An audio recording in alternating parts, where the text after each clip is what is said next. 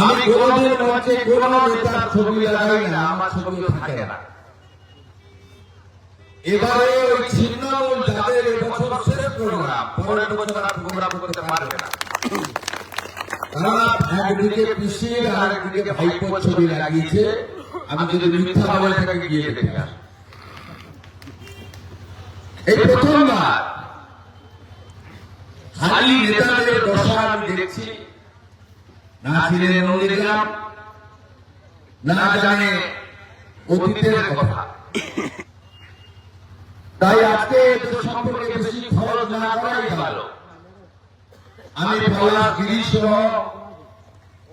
আমার প্রায় ৩০-৩১টি শহীদ পরিবার এখানে এসেছেন। তাদেরকে নতমস্তকে প্রণাম নিবেদন করি। হৈমবতী হালদার সহ গুলিবিদ্ধ বহু আহত ব্যক্তিবর্গ অষ্টের মতো আজকে আমাদের কাছে এসেছেন। আমি তাদেরকে প্রণাম করি। এত সকালবেলা সহস্রাধিকেরও বেশি গ্রামবাসী এসেছেন। আমি আপনাদের প্রতি কৃতজ্ঞতা জ্ঞাপন করি। সোনাচূড়ার প্রধান, কালীচরণপুরের প্রধান, ফেমিলির প্রধান এবং পঞ্চায়েত ব্যবস্থার সঙ্গে যুক্ত আমার সাথীরা অনেকেই আছেন।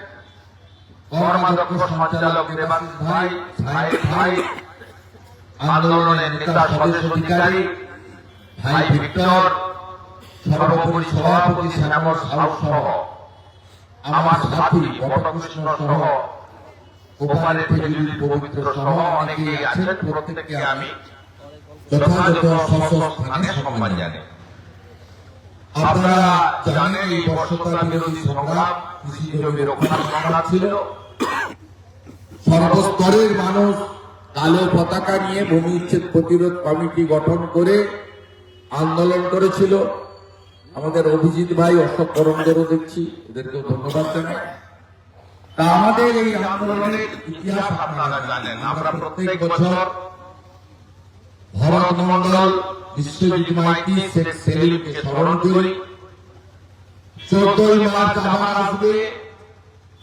সেদিনকে রতন দাস, গোবিন্দ দাস, জয়দেব দাসদেরকে আমরা স্মরণ করব।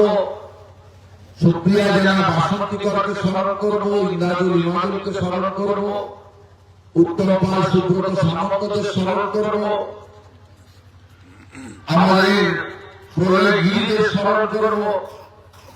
এইভাবে আমাদের 10ই নভেম্বর আবার শ্যামলী মান্না, রেজাউল করিম, আদিত্য বেরা, রবীন্দ্র দাস, সত্যেন্দ্র গোল, হরেন প্রামাণিক, লক্ষ্মীকান্ত গিরি, আমরা এদেরকে স্মরণ করব।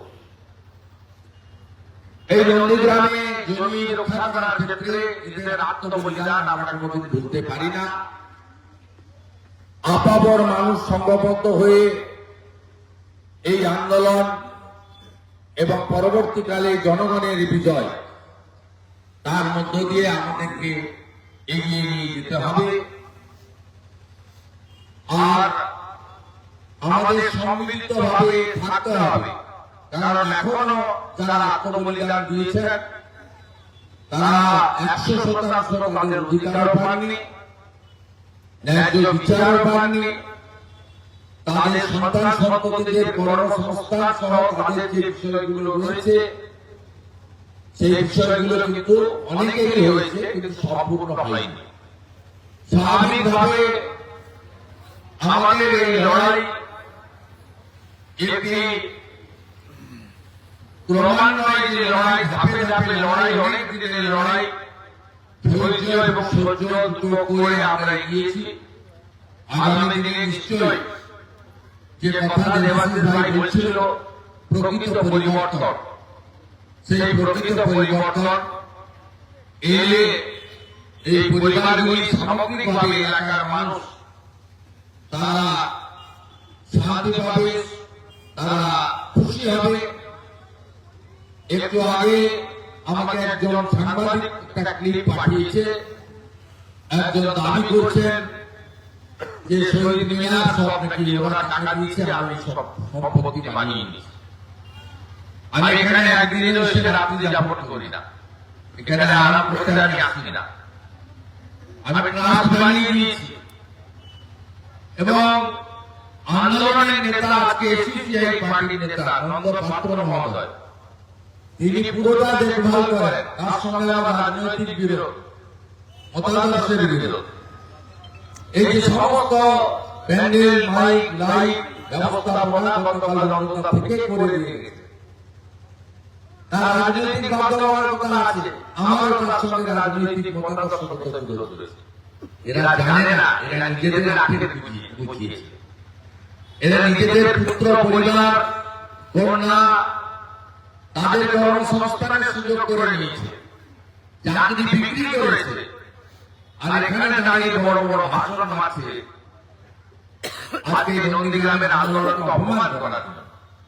আর কিছু হালি লোক তারা এখানে আসেন হঠাৎ করে। আমি জানতে চাই এই আন্দোলনে সবচেয়ে বড় বেনিফিশিয়ারির নাম কি?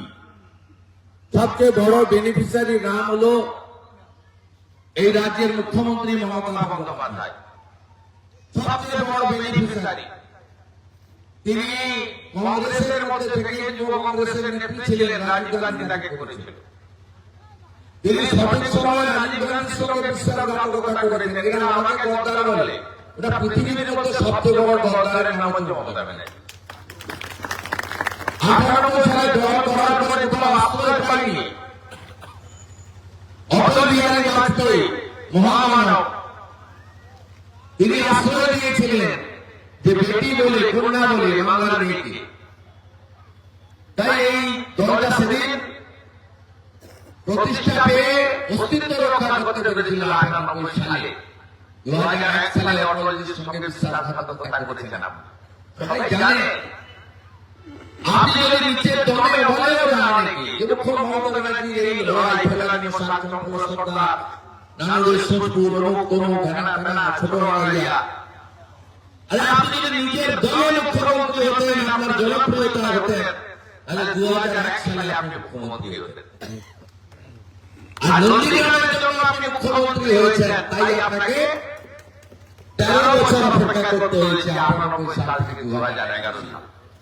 হ্যাঁ, আমি 1,10,000-এর কাছাকাছি ভোট পেয়েছি।